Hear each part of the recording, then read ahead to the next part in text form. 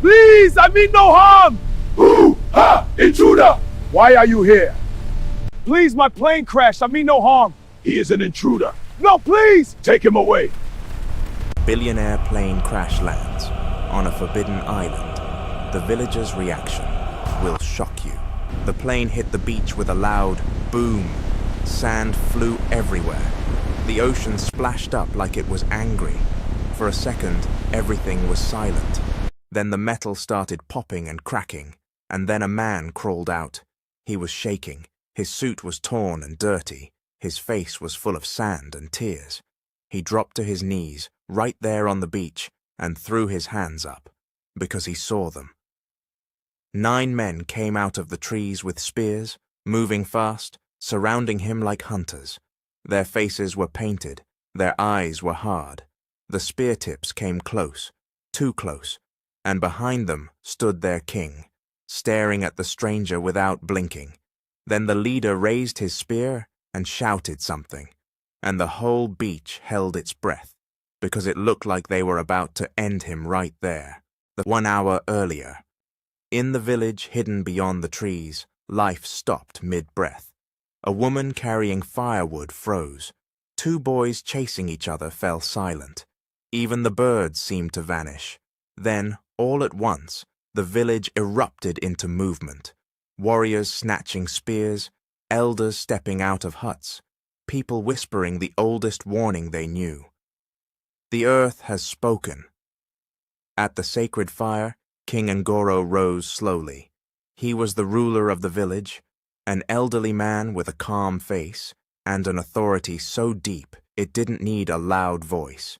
He listened for a moment, eyes narrowed toward the direction of the crash, then lifted one hand and gave a short command. The warriors moved immediately. Leading them was Corey, a fierce village hunter and warrior, known for distrusting anything unfamiliar. He was bare-chested, his face marked with pale paint, his grip tight around his spear, as if he had been waiting his whole life for a moment like this. They ran through the jungle path in a tight line, feet silent on the earth. The closer they got, the more unnatural the sound became. Metal clicking, glass cracking, waves slapping against something that did not belong. Then the trees opened, and they saw it. A strange beast of metal lay wrecked on their sacred sand, torn open like a fruit split by force. Smoke drifted from it in thin strands. The sea touched its side, then retreated again, as if confused. For a breath, the warriors simply stared. Then Corey's eyes locked onto movement. A man crawled out through the ripped side of the wreck, coughing as if he had swallowed the ocean. His clothes were expensive but ruined. His skin was coated in sand. He dragged himself onto the beach, shaking, blinking at the sun, like someone waking in a new world. This was Malik, a black American billionaire from a faraway city, a man used to glass towers and guarded rooms, now reduced to raw survival. He lifted his head, saw the spears, and froze so completely it was as if his body had turned to stone. Malik raised both hands slowly, palms open. "Please, I'm not here to," he began in a rough voice, but the warriors did not understand his words. They understood his fear. Corey stepped forward first, spear aimed at Malik's chest. His voice cut through the air like a whip, and 2 other warriors circled Malik as if he might suddenly transform into something dangerous. Malik's eyes darted from face to face, painted cheeks, hard stares, sharp spear tips. He took one slow step back, then another, until his heel hit the twisted wreck behind him. He turned his head and saw the torn metal again. No escape. Corey shouted again, angrier. Malik swallowed, trying to steady his breath. In the city, Malik was the man people listened to. Here, he was a stranger who couldn't even explain his own name. Behind the warriors, the jungle rustled once more. King Ngoro arrived. He walked onto the beach without hurry, as if the ocean itself had invited him. He stared at the wreckage first, then at Malik, and finally at the sky. like he was measuring whether this stranger was a man or a message. Corey spoke quickly to the king, pointing toward the sea. Malik didn't need translation to understand what Corey wanted. Throw him into the water. Let the ocean erase him. Malik opened his mouth to beg again, but his body betrayed him. His knees buckled, his vision blurred, and the world tilted sideways. He fell to the sand, half conscious, hearing distant voices like echoes underwater. For one terrifying moment, Corey lifted his spear, ready to end it right there. Then King Ngoro raised one hand. A single motion, and everything stopped. The warriors moved fast, building a stretcher from palm leaves and stitched vines. They lifted Malik like a dangerous secret they did not trust, but could not ignore. As they carried him toward the jungle, the waves continued to whisper against the broken plain, and deep inside the trees, the village drums began to beat, slow, steady, and full of warning. Because on that island, everyone knew the truth.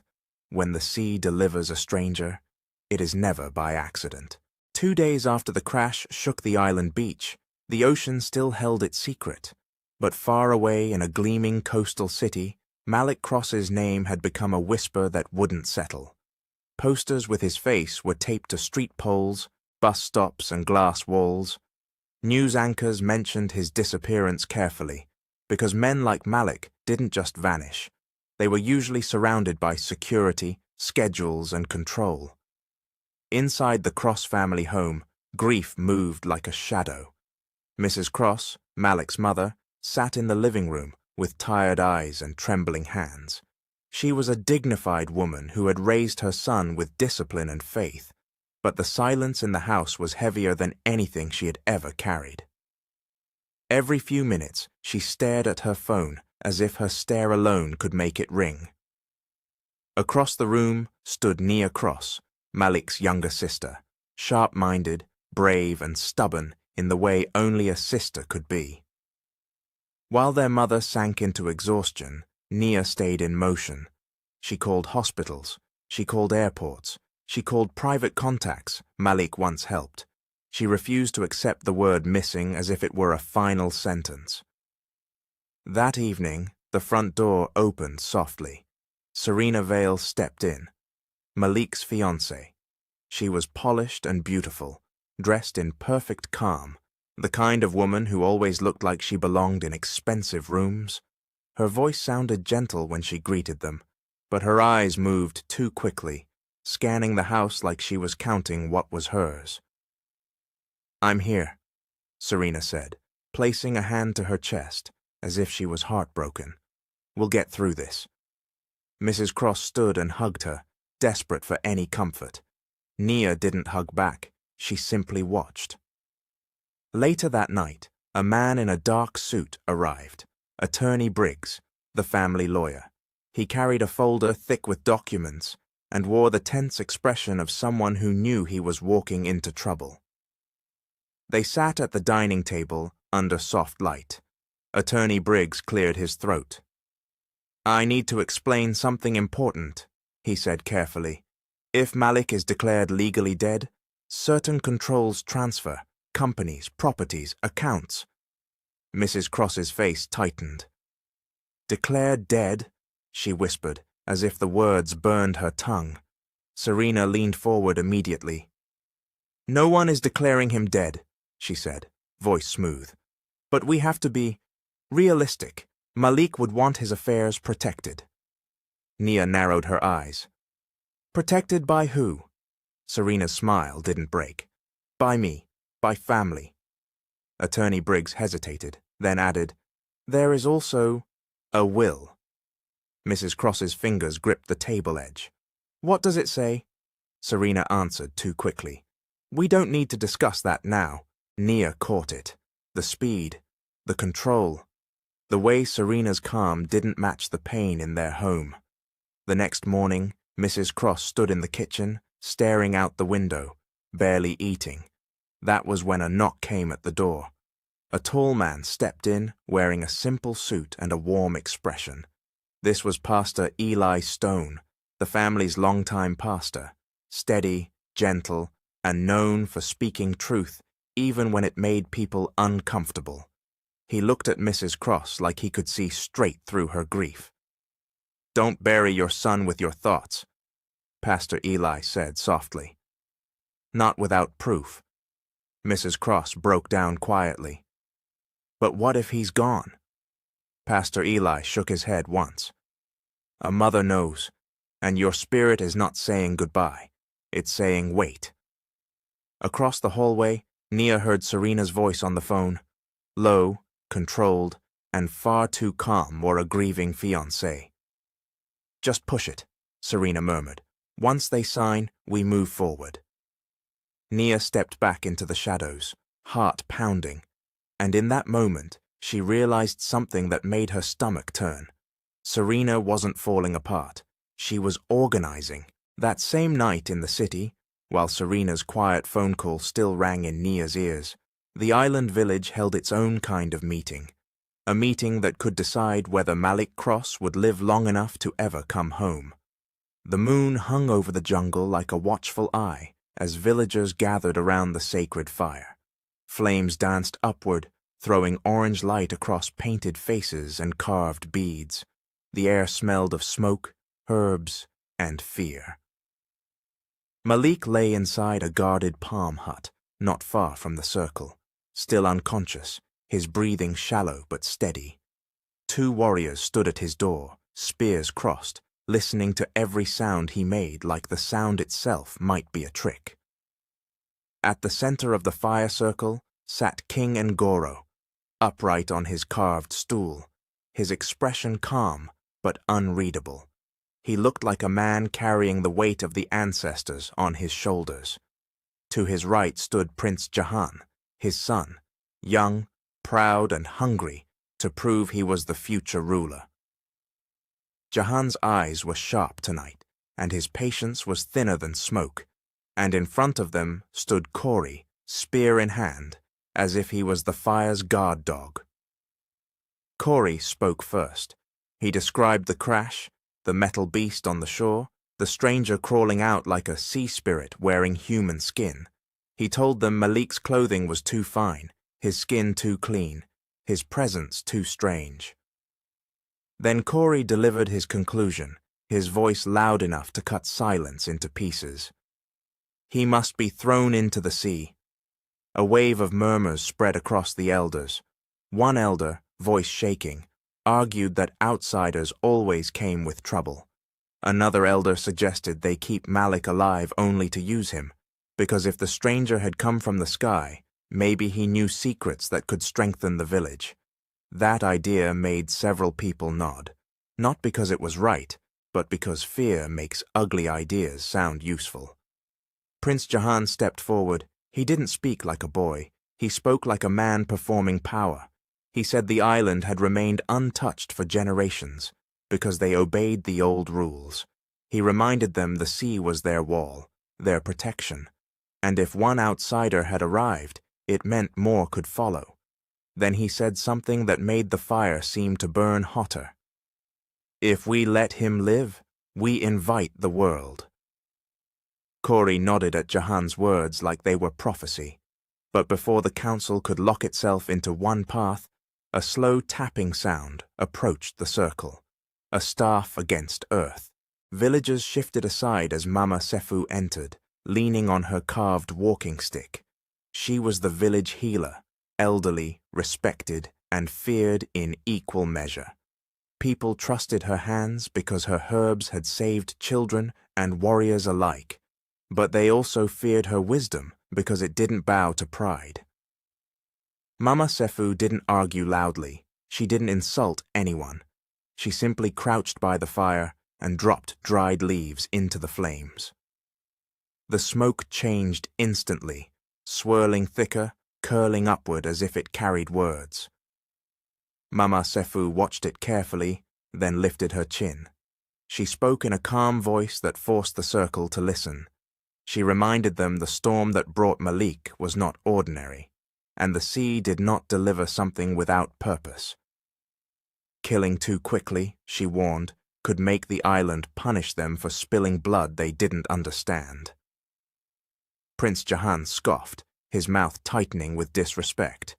But before he could speak again, King Ngoro raised one hand. Silence fell so sharply it felt like the whole village held its breath. The king spoke at last, slow and firm. The outsider would not be killed tonight. Not yet, but he would not be free either. Malik would remain locked away, watched day and night. Mama Sefu would treat him, not as a guest, but as a living question they needed answered. The council began to disperse, but the decision did not bring peace. Prince Jahan's eyes followed the jungle path that led to Malik's hut, his face twisted with restrained anger, because the king had chosen caution, and Jahan hated caution. As the fire burned lower and the drums softened into the night, Prince Jahan leaned close to Corey and spoke so quietly it sounded like the darkness itself had said it. Corey's jaw flexed, then he nodded once, and in the shadows beyond the firelight, a plan began to breathe. The following morning, while Malik lay guarded in a palm hut on an island he couldn't name, the city was waking up to a different kind of storm. Not wind, not rain, paperwork. Inside the Cross family home, Mrs. Cross moved slowly through the kitchen, holding her phone like it was fragile. She hadn't slept well. Every time she closed her eyes, she imagined Malik calling out for her. Then the silence returned. Across the room, Nia Cross sat with a laptop open, her fingers tapping like drums. She searched shipping reports, flight logs, and emergency calls, anything that could explain how a man with wealth, protection, and power could vanish. Then the front door clicked, high heels, soft perfume, a calm voice. Serena Vale entered like she owned the air in the room. Malik's fiancée wore a fitted blazer and perfect hair, as if she had stepped out of a magazine cover rather than a tragedy. She placed a small gift bag on the table and offered a smile that looked warm from a distance, but cold up close. "I brought breakfast," Serena said. "You both need strength." Mrs. Cross forced a polite nod. "Thank you, my dear." Nia didn't smile back. "Where were you last night?" Serena blinked slowly, like the question bored her. "Handling calls. This situation requires maturity, Nia." That word, maturity, landed like an insult wearing lipstick. Later that afternoon, Attorney Briggs returned, folder in hand. His shoulders were tense, as if he was being pulled in two directions. Serena guided him to the living room before Mrs. Cross could even sit properly. "Let's be practical," Serena said, opening the folder herself, as if it belonged to her. "We need to secure the estate. Malik would want that." Mrs. Cross's eyes narrowed. "Secure it from who?" Serena's smile sharpened. "From confusion, from outsiders, from people who take advantage when families hesitate." Nia leaned forward. "Or from you." The room cooled instantly. Attorney Briggs cleared his throat. "There are emergency provisions," he said carefully. "If Malik remains missing for a certain period, temporary control can shift to the person listed in his documents." Mrs. Cross's voice trembled. "And who is that?" Serena's gaze flicked away for half a second, just long enough for Nia to notice. "Malik loved me," Serena said smoothly. "He trusted me." Nia's stomach tightened. Serena wasn't grieving. She was positioning herself. That evening, Nia went upstairs to search Malik's office. She pulled drawers open, checking papers, scanning folders. Then she found something that made her heart race. A printed email about a large property sale, already drafted, already prepared. The buyer's name was unfamiliar. The date was soon. Nia quickly snapped a photo for evidence. Downstairs, Mrs. Cross moved quietly past the hallway, and she stopped when she heard Serena's voice in the kitchen. Serena wasn't speaking kindly anymore. "You're clinging to false hope," Serena said coldly. "If you don't sign, you'll lose everything anyway. Malik is gone. Mrs. Cross's hand covered her mouth. Serena continued, voice sharper now. And let's be honest, you can't manage this without me. Mrs. Cross stepped into the kitchen, her eyes wet but strong. Don't speak about my son, as if he's already buried. Serena turned, her face rearranging into sweetness like a mask snapping into place. I'm only trying to protect you. Protect me, Mrs. Cross whispered, or protect yourself. Serena's eyes flashed, just once, before her smile returned. Then, as if to prove she had nothing to hide, Serena reached for her phone and walked away, speaking loudly enough for Nia to hear. Yes, Serena said into the phone, voice light. I told them. We just need the signature. After that, we move forward. Nia stood at the top of the stairs, gripping the railing, because for the first time, she wasn't just suspicious. She was sure. Serena Vale wasn't waiting for Malik to return. She was waiting for Malik to be declared dead. That same night, while Serena's plans quietly tightened around the Cross family home, the island held Malik Cross in a different kind of trap, one made of silence, spears, and unknown rules.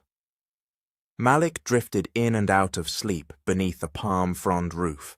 The air inside the hut was warm and thick with the scent of crushed leaves. His body ached, but the sharpest pain wasn't in his ribs or his bruised shoulder.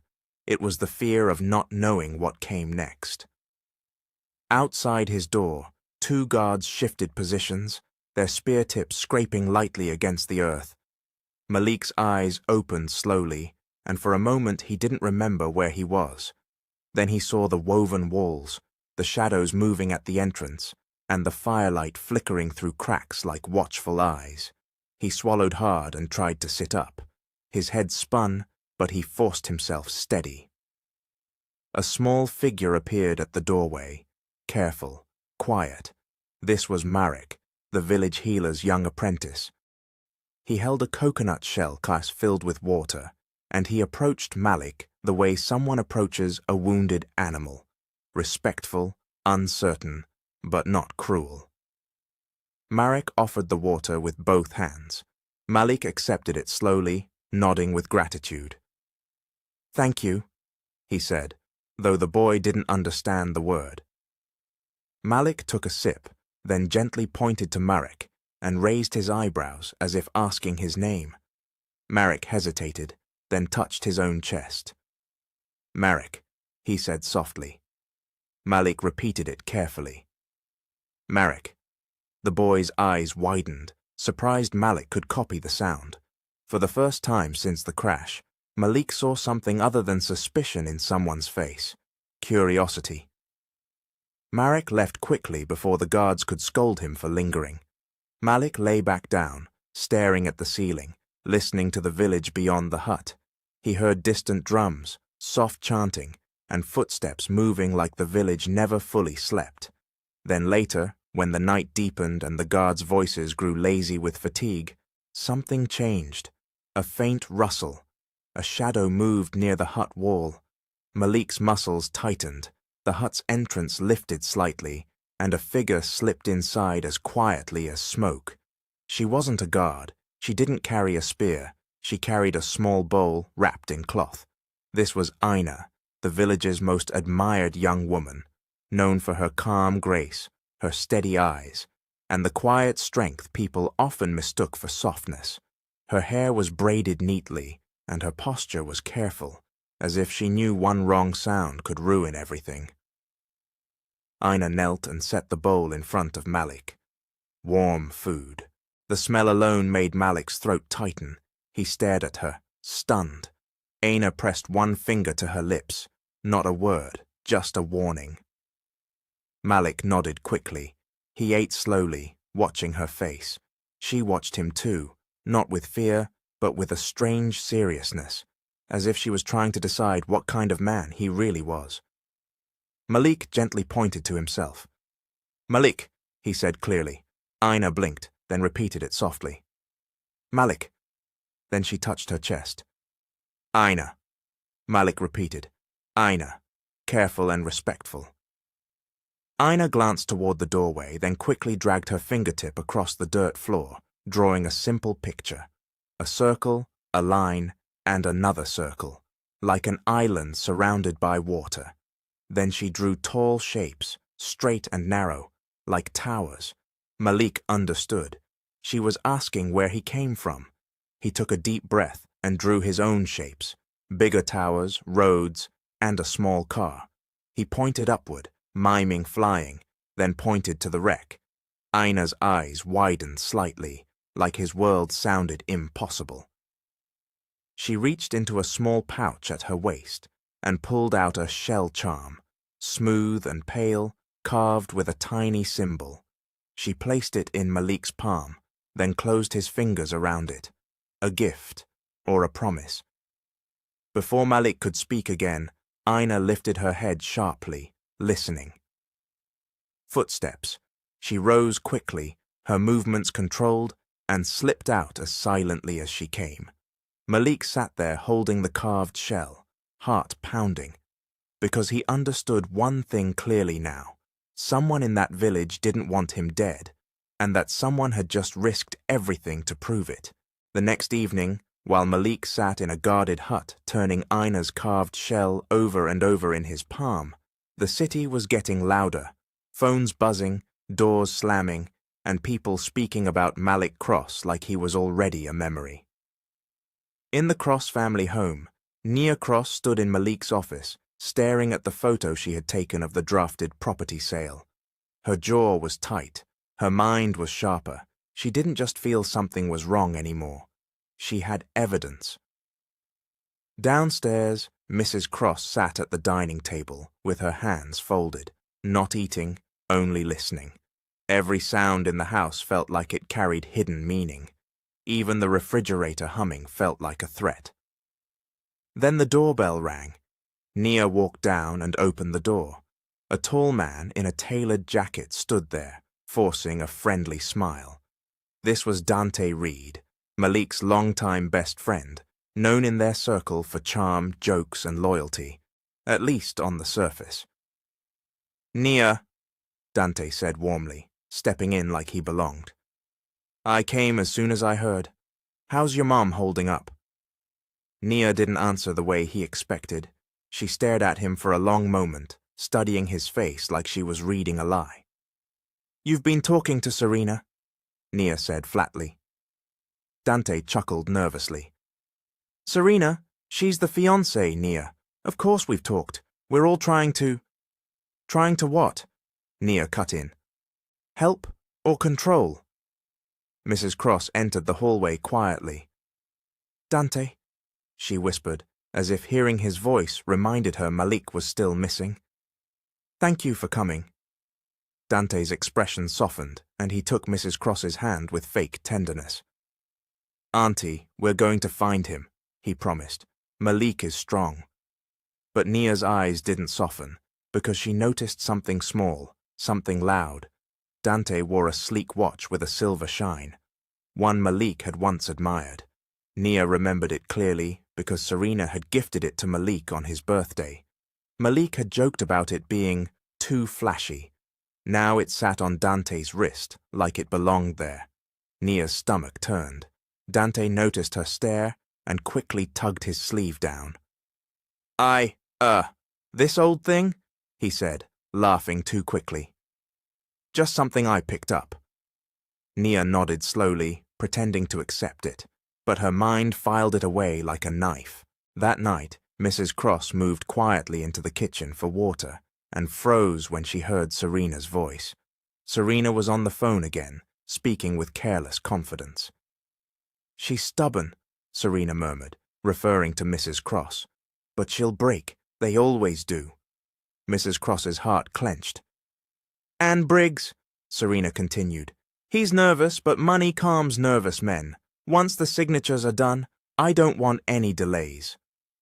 Mrs. Cross stepped back, shaking. Upstairs, Nia sat on her bed, replaying everything. Serena's calm, the drafted sale, Dante's watch. The way Attorney Briggs looked like a man being squeezed. It didn't feel like grief. It felt like a takeover.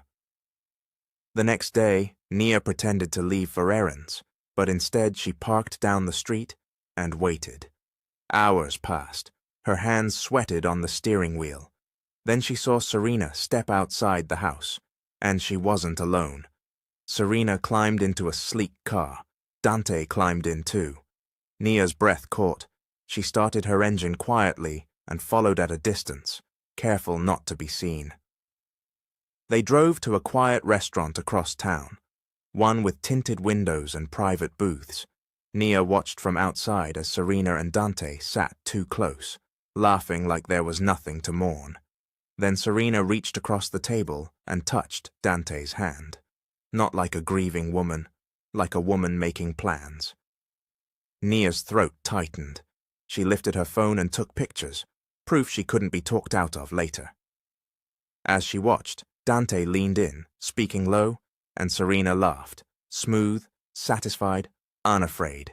Nia whispered to herself, voice shaking with disbelief, "No, not you too." And in that moment she understood something that felt even worse than betrayal. While Malik fought to survive somewhere in the world, the people closest to him were already replacing him. 3 nights after Aina first slipped into Malik's hut, the village no longer whispered about the stranger. Now they argued about him, openly. Malik sat upright for the first time without feeling the whole world spin. The healer's herbs had helped, but so had time, rest, and his stubborn refusal to surrender. He still wore the marks of the crash, bruises, stiffness, quiet pain, but strength had returned to his eyes, and the village noticed. Some men muttered that he recovered too quickly. Others said maybe the sea had sent him because he belonged to something powerful. A few even believed the crash wasn't an accident, but a message. Only one thing was certain: Malik was no longer invisible. Inside the hut, Malik turned the carved shell charm in his hand like it was a compass. Every night Aina came, careful and quiet, bringing food, water, and something even more dangerous than kindness: hope. They spoke in gestures and drawings. Malik sketched tall buildings again, cars, bright lights. Aina listened like a child hearing a new kind of magic. Sometimes she drew the ocean and tapped her chest, as if to say the sea lived inside her too. But there were also moments when Aina's smile disappeared. One night, she entered with less warmth and more weight in her eyes. She sat closer than usual, then slowly lifted her wrist toward Malik. A bracelet, woven tight, decorated with small beads, and a carved piece of wood shaped like a crown. Malik frowned, confused. Aina pointed to the bracelet, then pointed toward the center of the village where the king's hut stood. Then she drew a man in the dirt, tall, wearing a crown-like symbol. Malik's stomach tightened as understanding crept in. Before he could ask, Aina drew herself beside that man. Then she crossed it out hard. "No," she whispered in broken English, her voice shaking. Malik's eyes widened. He pointed at the crossed-out picture, then pointed at her, as if asking, "You don't want this?" Aina shook her head firmly. She pressed her palm to her chest, then pointed at Malik. In that moment, Malik understood something dangerous. Aina was promised to someone else, and she was refusing it. The very next day, the village gathered at the sacred fire.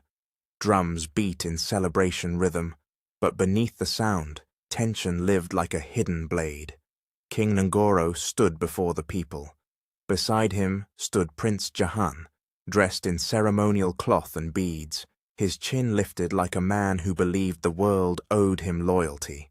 He raised his hands to the crowd and spoke with confidence. The wedding date was set. Aina would marry him soon. The villagers cheered, but not all of them sounded joyful. Some cheered because tradition demanded it. Others cheered because they feared what would happen if the prince was denied. Aina stood in the crowd, silent. Her eyes didn't sparkle. They didn't soften. They looked like a storm waiting for its moment. Malik watched from the shadows of his hut doorway, guarded, unseen by most. but not unseen by Jahan. Prince Jahan's gaze slid across the crowd and locked on Malik's direction for a heartbeat too long. His expression didn't show fear, it showed ownership. That night, Aina didn't come at her usual time. Malik waited longer than he should have, heart pounding with worry. When she finally arrived, she moved fast, breath shallow, eyes wide. "Corey," she whispered, then made a gesture of someone walking behind her. Malik's muscles tightened. Aina grabbed Malik's hand and pressed it to the shell charm, as if reminding him, "Remember, trust." Then she backed away, listening. Outside, a faint footstep shifted in the sand. Aina's face hardened. She slipped out instantly, vanishing into darkness. A second later, the hut door lifted. Not Aina. A shadow filled the entrance, broad shoulders, spear in hand. It was Corey. He didn't step inside. He only stared at Malik with cold certainty, like a hunter who had just confirmed what he suspected. Then Corey turned and disappeared into the night. Malik stood frozen, shell charm tight in his fist, because he knew what that meant. Corey had seen enough, and now Prince Jahan would know too. And Prince Jahan didn't shout when he wanted something. He smiled, and that was worse. The following morning, something changed in the village. It wasn't a drumbeat. It wasn't a warning cry. It was quieter than that, so quiet people didn't notice until it spread. A woman who usually laughed loudly while pounding grain sat outside her hut, silent, sweating, her eyes unfocused. A fisherman who never missed sunrise didn't leave his doorway. A child who ran everywhere lay curled on a mat, too tired to play. By midday, whispers started moving faster than feet. Something is wrong. By evening, fear had a name. The stranger brought it. Inside Malik's hut, he heard the village shift before he saw it. The guards outside spoke in tense bursts, and their spear tips scraped the ground more often, like nervous hands needed something to hold. Malik sat up, listening, trying to understand. The air felt heavier. Even the wind through the palm leaves sounded worried. Then the hut door lifted, and Mama Sefu entered with Marek behind her. Marek didn't bounce in like before. He moved slowly, shoulders drooping, his face dull. His eyes, usually bright, looked tired and glassy. Malik's chest tightened. Marek tried to hand Malik water, but his hand shook. Mama Sefu touched Marek's forehead, then frowned. She murmured to him and guided him to sit on the mat near the wall. Malik pointed to Marek and then to his own chest, asking without words, "Is he okay?" Mama Sefu's expression hardened. She didn't answer with language. She answered with the way she looked at Malik, like she wanted to believe he wasn't responsible, but the village would never give him that kindness easily.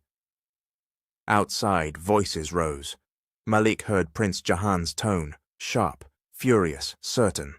Then Corey's voice joined in, louder, pushing the fear forward like a spear. Malik stood carefully, stepping toward the doorway, only to be blocked by a guard. The guard shouted at him to stay back. Malik lifted both hands slowly, trying to calm the moment. But calm didn't live here anymore. By nightfall, the sacred fire was surrounded again. Villagers gathered, not to celebrate, but to accuse. The drums weren't rhythmic tonight. They were urgent and uneven, like a heartbeat in panic. Prince Jahan stepped forward, pointing toward Malik's hut so aggressively it was like he was pointing at a criminal. He spoke with fire in his eyes, telling the crowd this was proof that outsiders carried poison, proof that the sea had delivered danger. Then he said the words Malik didn't understand, but the crowd's reaction translated it clearly. "Kill him." Malik's stomach dropped. From where Malik stood, blocked at his hut, he could see Aina in the crowd, her face pale, her hands clenched. She looked toward Malik's direction, then toward the king, like she was trying to stop a storm with her eyes. King Ngoro raised his hand for silence, but even his authority struggled against fear. He spoke firmly, and the crowd quieted enough to hear him. Malik would not be executed tonight.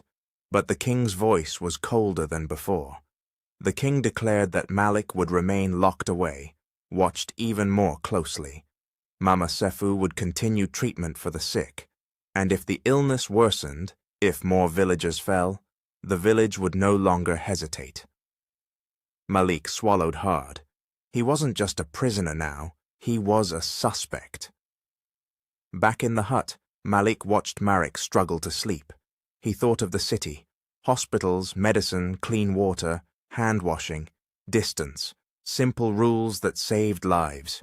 Here, fear was stronger than logic. Malik looked at his own hands, then at Marek, then at Mama Sefu. He pointed to the fire pot in the corner and mimed boiling water. Mama Sefu stared at him, uncertain. Outside, the village murmured like a gathering storm. Next morning, the village woke up with two things in the air: sickness and suspicion. Malik stood at the doorway of his hut under heavy guard, watching the village move like a frightened animal. People avoided each other. Warriors walked faster with spears in hand, as if sharp wood could protect them from something they couldn't see. Near the healer's hut, a small group lay on mats under shade. Their faces were tired, their bodies weak, their breaths shallow. It wasn't violent or graphic, just the kind of sickness that drained a person's strength and made fear grow loud. Mama Sefu moved among them with herbs and calm hands, but Malik could see it in her eyes. She was fighting with one hand tied, because half the village was watching her treatment, and the other half was watching Malik. Prince Jahan arrived with Corey at his side, both of them wearing the same expression, satisfied anger. They spoke to the king and the elders with certainty, like they wanted the illness to prove their point. And for a moment, Malik realized something terrifying. If the village needed a villain, they already had one. Malik took a slow breath and lifted his hands, gesturing toward Mama Sefu, then toward the sick mats. He pointed to himself, then shook his head firmly. Not me. Not poison. He then pointed to a large clay pot near a fire pit and mimed lighting fire, boiling water, and washing hands. The guards barked at him, confused. One even shoved him back. But Mama Sefu noticed. She paused mid-step and watched Malik's gestures closely. She had lived long enough to know when desperation was meaningless, and when it was intelligence trying to speak without words. Mama Sefu walked toward Malik. The villagers tensed, whispering. Malik pointed again. Boil, wash, separate. He picked up a cup from the ground and made a motion of 1 cup per person, then shook his head at sharing. He pointed to the sick mats and motioned that they should be moved slightly away from healthy families. Mama Sefu's eyes narrowed in thought. Then she surprised everyone. She turned to her helpers and spoke firmly.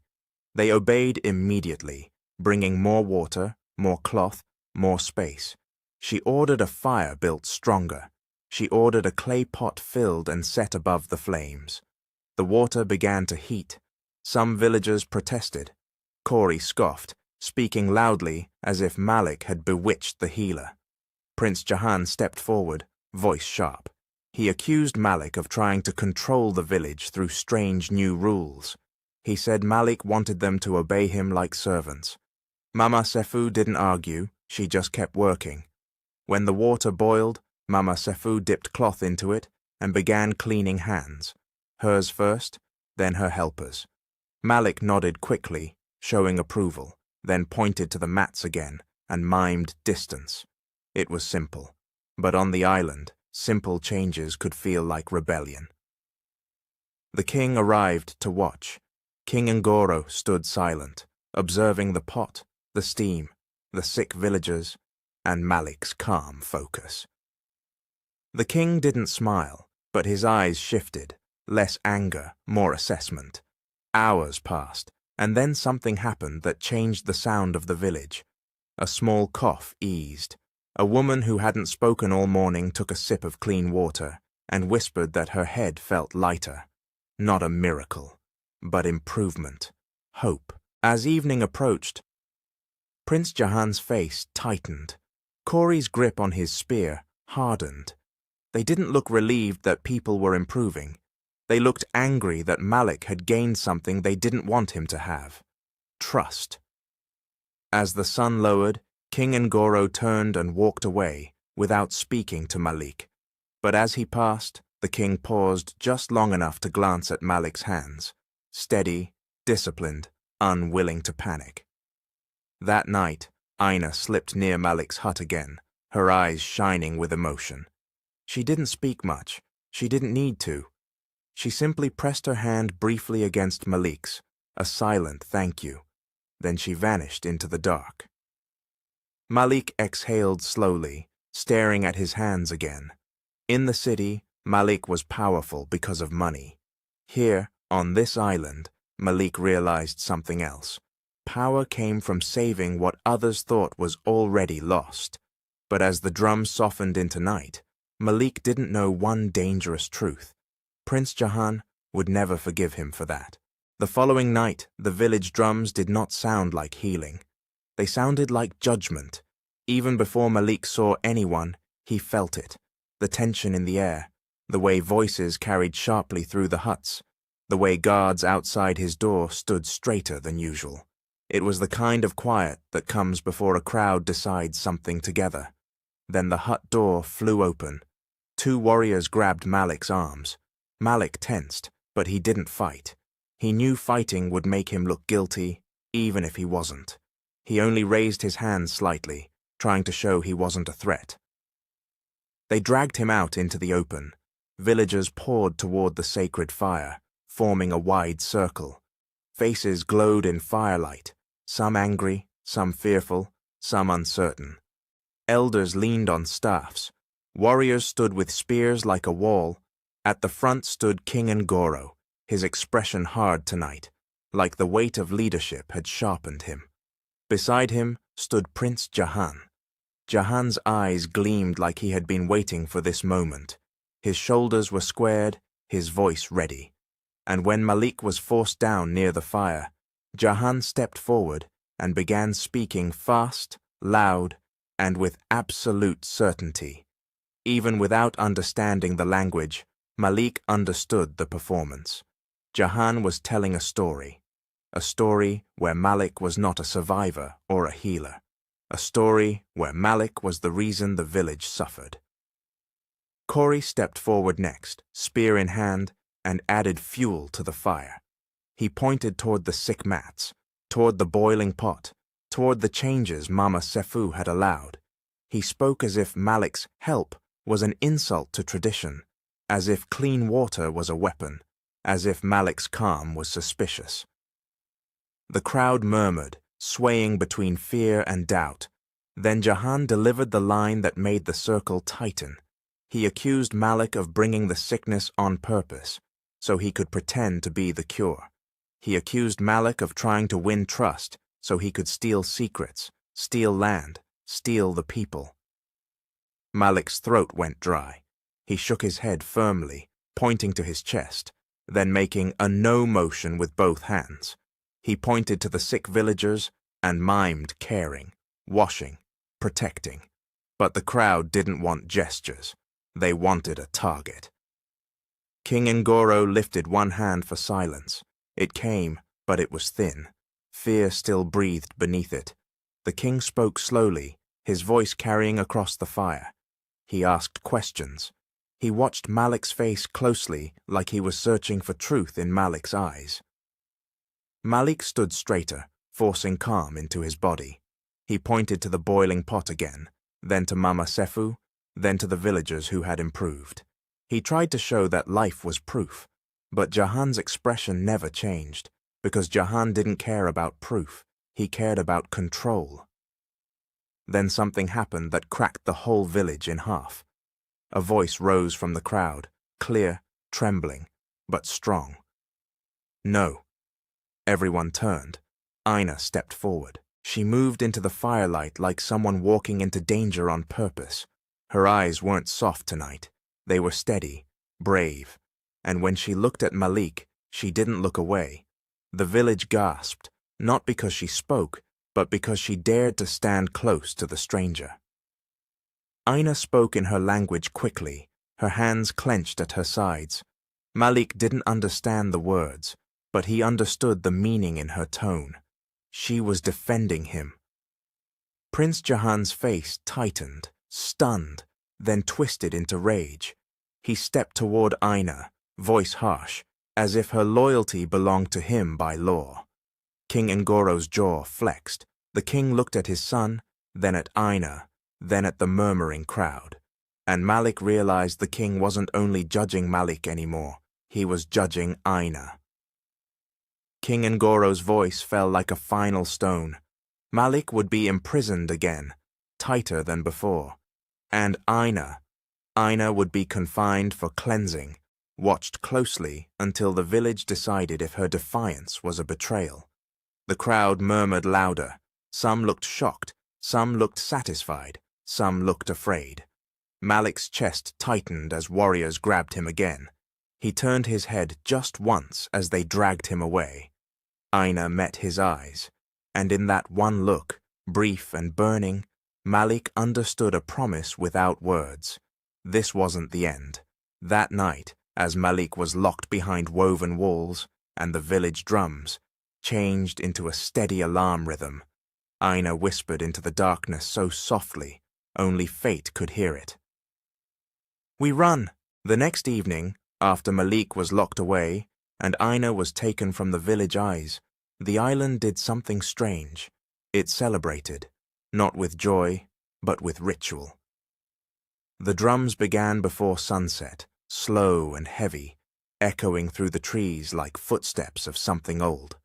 Torches were lit, painted warriors formed lines, elders took their seats around the sacred fire, faces serious, voices low. To any outsider, it would have looked like a festival, but the villagers knew the truth. This was not a dance for happiness. This was a dance for decision. Malik sat inside his dark palm hut, listening to the rhythm through woven walls. He couldn't see the fire, but he could feel the drums in his chest like a second heartbeat. The sound rose, dipped, and rose again. Never random, always patterned, like it was speaking in a language deeper than words. Outside, in the firelight, the warriors began to move.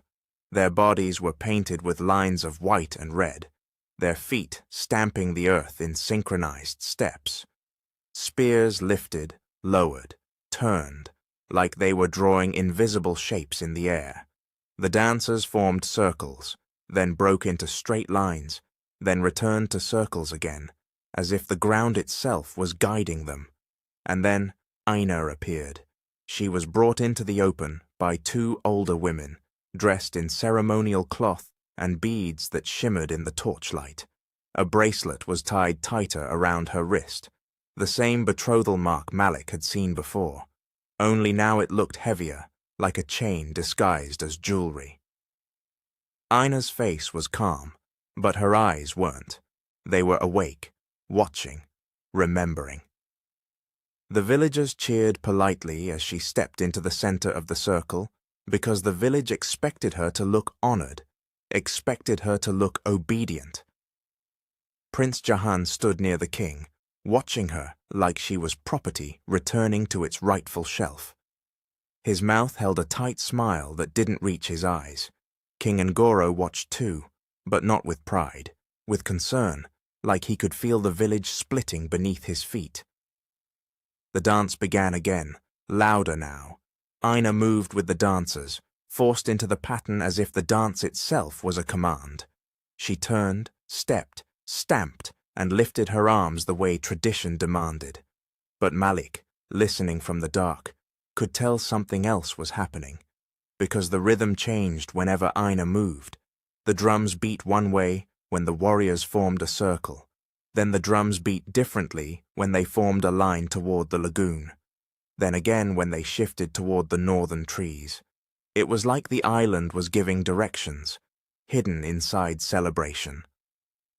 Near the healer's hut, Malik watched the dance with wide eyes. He had been ordered to sit quietly, but his mind was too curious to stay still. He studied the footwork, the spears, the shapes, and slowly, something clicked. The dance wasn't just movement, it was a map. Malik leaned closer to Mama Sefu, whispering urgently. Mama Sefu's expression tightened, then her eyes sharpened like a woman realizing she had just seen the answer she needed. She didn't speak aloud. She only nodded once. Ina's gaze flicked toward Malik for a heartbeat, then away again, careful not to expose the connection. As the dance reached its peak, the warriors stamped harder, and the drums became thunder. The circle tightened. The fire flared. That was when Ina did something so small no one noticed, except the people who mattered. As she spun, she let a tiny carved charm slip from her palm. It landed near Malik's feet. Malik's breath caught. He kept his face still and waited. Then, when the dancers passed again, he bent casually like he was adjusting his sandal and snatched the charm. It wasn't just a charm, it was a message. Malik turned it over in his hand and saw a simple carving, a crescent moon shape, and a line pointing toward water. When the moon bends, go to the lagoon. Malik's heart hammered because he finally understood what the dance was truly doing. The village believed it was sealing the outsider's fate, but Ina was using it to open a door. As the drum slowed and the dancers fell into stillness, the elders raised their hands and ended the ritual.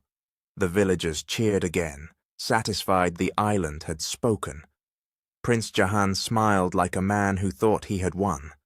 But far from the firelight, Malik slipped away into the shadows, gripping the carved charm like it was a secret key. Because the dance was over, and now the escape could begin. Later that night, after the drums faded and the village finally drifted into uneasy sleep, the island grew quiet enough to hear secrets moving. Malik sat in the dark of his hut, back against the woven wall, listening to the night.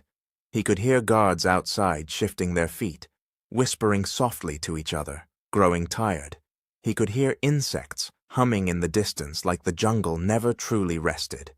Then, very faintly, 3 soft taps came from the side of the hut. Malik's head snapped up, not the door, the wall. He stayed still, heart beating hard, and waited. 3 taps again. Then a small voice, barely louder than a breath. "Malik!" It was Malik. Malik crawled closer to the wall, pressing his ear to the woven palm. A thin gap opened as fingers pushed through. Malik whispered quickly, urgent and shaking. He didn't have many words in Malik's language, but he didn't need them. He slid something through the gap. A tiny carved charm. Malik's fingers closed around it. He rubbed the carving with his thumb, feeling the crescent shape, the line pointing toward water. Even without full understanding, Malik knew what it meant.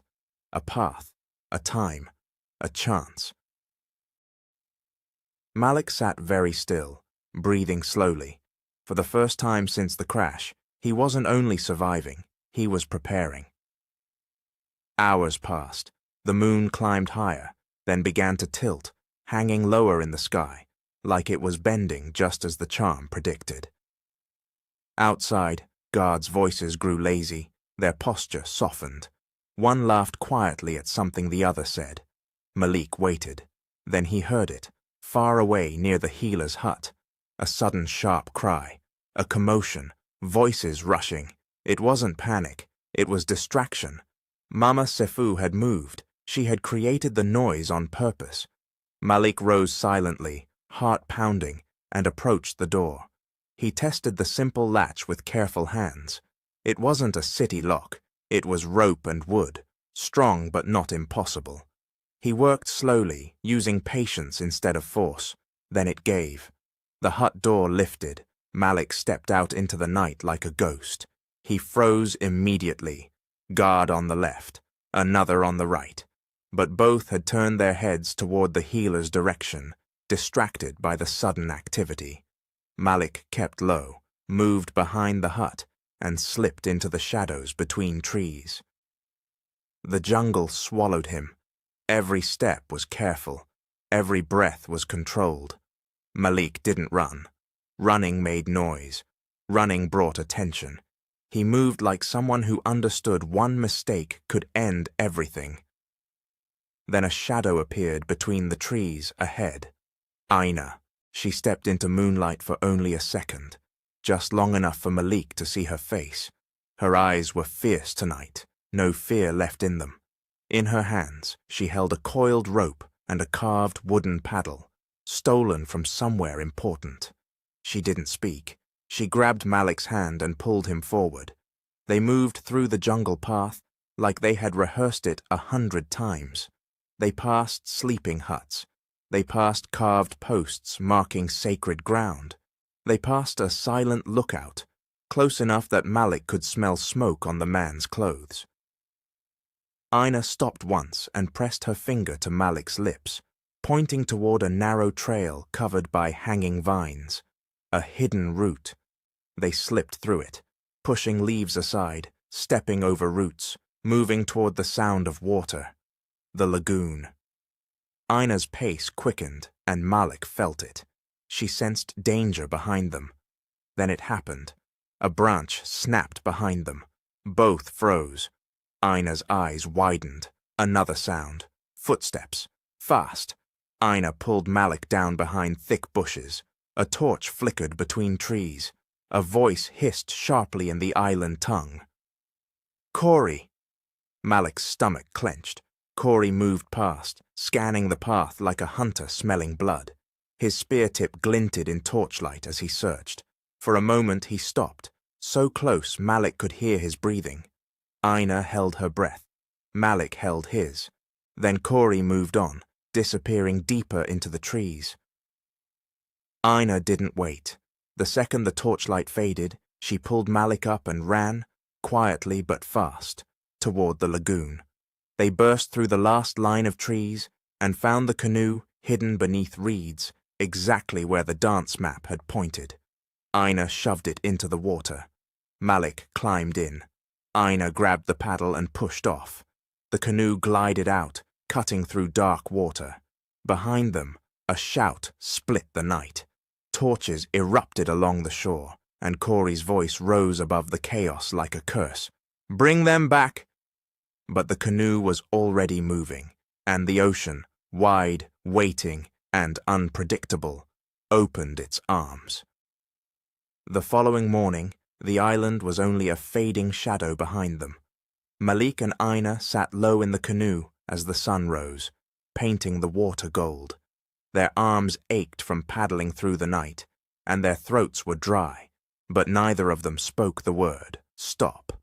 Every time Aina glanced back, Malik understood what she feared. Not just the village, not just Prince Jahan. Corey. Because Corey didn't chase like a man, he chased like a vow. The ocean was calmer than it had been on the night of the crash, but it was still the ocean, wide, unpredictable, and proud. Waves rolled under the canoe, like slow breathing. Sometimes the canoe dipped, and Malik's heart would jump, but Aina kept steady, her paddle moving like she, was born from water. Malik watched her in quiet admiration. In his world, courage was dressed in suits and security teams. Here, courage was a young woman paddling into the unknown, with nothing but stubborn faith. Hours passed. The sun climbed higher. The canoe drifted farther from the island until it looked like a dark line on the horizon, almost unreal, like a story people told, rather than a place that existed. Then Aina stiffened and pointed. Far ahead, barely visible, a shape rose from the water. A ship, not a canoe, not driftwood, a ship with a tall body and a wide back, moving slowly across the sea. Malik's chest tightened with relief. He raised his hand and waved, his arm heavy from exhaustion. Aina did the same, lifting both arms, waving with desperate urgency, but the ship didn't turn. It kept moving. Malik's mind raced. He looked around, searching for anything they could use. He took off a torn strip of cloth from his sleeve and tied it to the paddle, waving it like a flag. Aina began paddling harder, her face tense, her lips pressed tight. The canoe cut forward faster, but the sea fought back, pushing waves against them like it wanted to test their determination. For a moment, Malik thought they might still make it. Then the sky darkened. It wasn't sudden like a violent storm. It was slower, like a heavy curtain being pulled across the sun. Clouds gathered in thick patches. The wind shifted and turned cold. Aina's eyes widened. Malik's stomach dropped. The ocean was changing moods. The waves rose higher, slapping the canoe harder. Water splashed inside, wetting their legs. Malik grabbed the side and steadied himself, trying to keep the canoe balanced. Aina paddled, but the current pulled sideways, dragging them off course. The ship was still ahead, but now it felt farther, as if the ocean was stretching the distance on purpose. Thunder rolled, low and distant, not frightening yet, but warning. Malik grabbed the paddle briefly, helping Aina with strong strokes. He could feel his muscles burning, but he forced power into every movement. Aina glanced at him, fear and gratitude mixed in her eyes. Then, through the darkening air, a horn sounded from the ship. A long, loud call. Malik's head snapped up. The ship had slowed. It was turning. Aina gasped softly, eyes shining. They waved again, harder now, refusing to believe hope until it touched them. The ship drew closer, tall and solid, with ropes hanging at the side. Men leaned over the rail, shouting in a language Malik understood. A ladder dropped, hands reached down. Malik grabbed Aina first, lifting her carefully. She was shaking from exhaustion, but she climbed with determination. Malik followed, his arms and legs trembling as he hauled himself up. When they finally stood on the deck, a thick blanket was thrown over Aina's shoulders. A sailor handed Malik water, and Malik drank like a man returning from the dead. A tall captain stepped forward, face weathered by sea life and sun. This was Captain Red, the cargo ship's commander. Streetwise, no nonsense, but honorable. He looked Malik over, then looked at Aina, then frowned at the canoe drifting behind them. "You two are lucky," Captain Red said, voice low. "Another hour and that sea would have swallowed you." Malik looked out at the horizon one last time. The island was almost gone. But as the ship began moving forward, Malik felt something cold crawl through his chest, because deep down he knew the truth. Escaping the island was only the first battle. Now he had to survive the world waiting for him back home. 3 days after Captain Red pulled Malik and Aina out of the sea, the cargo ship slid into the city's port like a quiet miracle. Malik stood at the railing as the skyline rose ahead, glass towers catching sunlight, cranes moving like metal birds, and streets buzzing with a life that felt unreal after the island's silence. The smell of fuel and salt mixed in the air. For most people, it was normal. For Malik, it felt like waking from a dream that had teeth. Aina stood beside him, wrapped in a blanket, watching everything with wide eyes. She didn't speak much, but her posture said it all. She was brave, but the world ahead looked loud. Captain Red gave Malik a steady look. "People will ask questions," he warned. "You ready for that?" Malik nodded once. "I'm ready to see my family." That same morning, across town, the Cross family home was a house full of tired hope. Mrs. Cross sat by the window again, praying quietly, her hands clasped so tight her knuckles looked pale. Nia paced the living room with her phone in hand, checking messages like a heartbeat. Then the front door opened. Pastor Eli Stone stepped inside, calm as always, but firm. He carried no folder, no paperwork, only presence. He looked at Mrs. Cross and spoke gently. Your spirit is still waiting, he said. That means the story isn't finished. Before Mrs. Cross could answer, Serena's heels clicked across the floor. Serena Vale walked in dressed like she was heading to a meeting, not living in a house full of grief. She carried a small stack of papers, her expression polished. "We need to finalize the sale today," she said calmly, laying the papers on the table. "The buyer is ready. This is the smart move." Mrs. Cross stared at the papers, her eyes filling. "Sell Malik's property while he's missing?" Serena sighed like the question annoyed her. "Mrs. Cross, you have to accept reality." Nia stepped forward, voice sharp. "Reality is you're rushing like someone who benefits from him being dead." Serena's smile thinned. "Careful, Nia. Grief makes people paranoid." Pastor Eli moved closer to the table and looked Serena straight in the eyes. "No," he said softly. "Greed makes people impatient." Serena's eyes flashed, just once. Then her phone buzzed. She glanced at the screen and stepped away, answering quietly. "Yes, I'm here. Bring it." Nia watched her closely, suspicion burning, and that was when the doorbell rang. Nia opened the door. She froze so hard it was as if the whole house stopped breathing. Malik stood on the porch, not a picture, not a memory, a living man, thinner, bruised, but standing. Beside him stood a young woman wrapped in a blanket, calm but wary, Ina. For a full second, Nia couldn't speak. Then her breath exploded out of her like laughter and crying at the same time. "Malik," she choked. Malik's voice was hoarse but real. "Nia!" Nia threw her arms around him, shaking. Mrs. Cross rushed forward, hands trembling, touching Malik's face like she needed proof he wasn't a vision. Then she broke, tears pouring as she pulled him into a mother's embrace. My son," she whispered. I knew. Pastor Eli closed his eyes briefly, relief softening his face.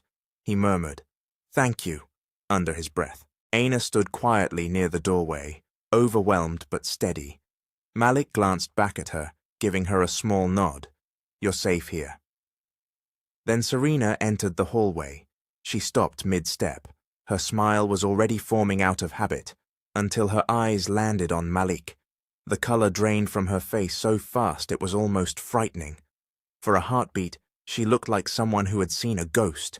Then her expression snapped back into place, smooth and controlled. She walked forward slowly, voice sweet as syrup. "Malik," she breathed, "you're alive." Malik looked at her, silent, and Serena's eyes flicked, quickly, nervously, toward the papers on the table. Because Malik's return didn't just bring love back to the house, it brought danger to her plans. Serena reached out to touch Malik's arm, but Malik stepped back, just slightly, and in Serena's eyes, the shock turned into something colder, something calculating. Because in that moment, Serena understood one terrifying truth. If Malik had returned, then everything she had done while he was gone could finally be exposed. As you can see, this story isn't just about a plane crash or an island. It's about what happens when fear meets kindness, and when love has to stand up against tradition, pressure, and betrayal. The moral lesson here is simple. Don't judge people by where they come from or what you've heard about them. Sometimes the person you're ready to blame is the same person who could save you. And sometimes the loudest people in the room aren't the most loyal. They're just the most desperate to control the story. Now I want to hear from you. Who was your favorite character in this story so far? Was it Malik for staying strong, Aina for risking everything, Nia for not giving up, or Pastor Eli for reminding the family to keep faith? And be honest, do you like these kinds of dramatic folktale stories with mystery, romance, and real-life city drama mixed together? My own favorite character right now is Nia, because she didn't let emotions blind her. She paid attention, she asked questions, and she refused to be manipulated. If you want Season 2, where Malik faces the full war waiting for him in the city, Serena's lies, the will, the betrayal, and what happens when the island's secrets follow them, then make sure you like this video, share it with someone who enjoys stories like this, and subscribe so you don't miss the next chapter. This is Mr. Hope, and I'll see you in the next story.